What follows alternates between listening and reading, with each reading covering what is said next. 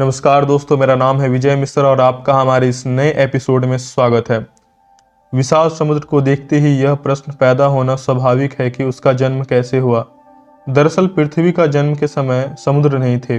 वैज्ञानिकों का अनुमान है कि समुद्र का जन्म आज से 50 करोड़ और 100 करोड़ वर्षों के बीच हुआ। समुद्र का जन्म धरती की सतह में स्थित पानी से भरे विशाल गड्ढे से हुआ है। दरअसल जब पृथ्वी का जन्म हुआ तो वह आग का एक गोला थी।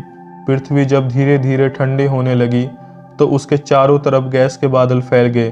ठंडे होने पर ये बादल काफ़ी भारी हो गए और उनसे लगातार मूसलाधार वर्षा होने लगी। पृथ्वी की सतह के गर्म होने की वजह से जो भी पानी बरसता था वह भाप बनकर उड़ जाता था और वायुमंडल में बादल बनकर फिर से बरसने लगता था। लाखों सालों तक ऐसा होता रहा। जब पृथ्वी पर्याप्त ठंडी हो गई तब इस पर पड़ने वाला पानी उबल नहीं पाता था, लेकिन वर्षा होने का सिलसिला अनवरत जारी रहा। पृथ्वी के निचले हिस्सों में यह पानी भर चुका था। पानी से भरे धरती की सतह के विशाल गड्ढे ही बाद में समुद्र कहलाए। आज भी धरती की सतह पर कई महासागर हैं। पृथ्वी की 70% सतह समुद्र से ढकी है। इसका आशय यह है कि पृथ्वी के लगभग 36 करोड़ 17 लाख 40 हजार वर्ग किलोमीटर क्षेत्र में समुद्र है। विश्व का सबसे विशाल महासागर प्रशांत महासागर है, जिसका क्षेत्रफल लगभग 16 करोड़ 62 लाख 40 हजार वर्ग किलोमीटर है। यह विश्व के सभी महासागरों का 45% है। इसकी आर पार की सबसे छोटी दूरी ग्वायाकिल इक्वाडोर से बैंकॉक थाईलैंड के बीच 17,550 किलोमीटर है। प्रशांत महासागर विश्व का सबसे गहरा सागर है। इसकी औसत गहराई 3,939 मीटर है। प्राचीन काल से ही महासागर के मनुष्य के प्रति आकर्षण के बावजूद हम वास्तव में इसके रहस्यों के बारे में ज़्यादा नहीं जानते। वास्तव में अधिकांश जल हमारी आंखों से अनदेखे अज्ञात बने हुए हैं।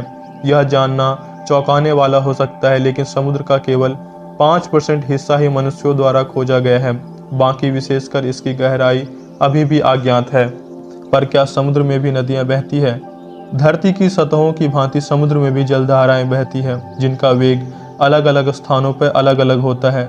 समुद्र में जलधाराएं बनने के 3 कारण हैं। समुद्र के पानी के घनत्व को एक जैसा करने के लिए समुद्री धाराएं पैदा हो जाती है।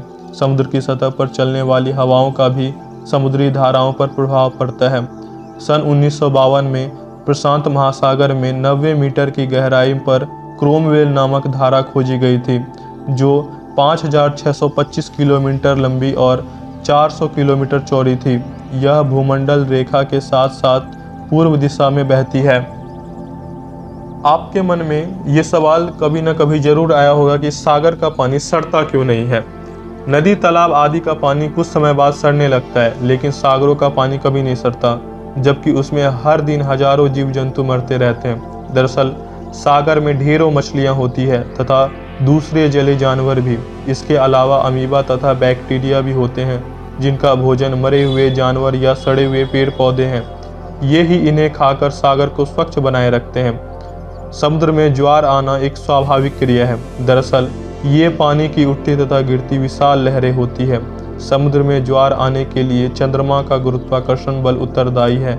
इस बल से पृथ्वी के ठोस भाग में तो परिवर्तन नहीं होता, लेकिन समुद्र के पानी में उतार चढ़ाव अवश्य पैदा हो जाती है। आमतौर पर समुद्र में किसी स्थान पर प्रतिदिन 6 घंटे तक पानी ऊपर उठता है और उसके अगले 6 घंटे तक नीचे गिरता है। चंद्रमा पृथ्वी की सतह के जिस ओर होता है उस तरफ ही ज्वार आता है और उसकी विपरीत दिशा में भी। एक दिन और रात में किसी एक स्थान पर 2 बार ज्वार आते हैं।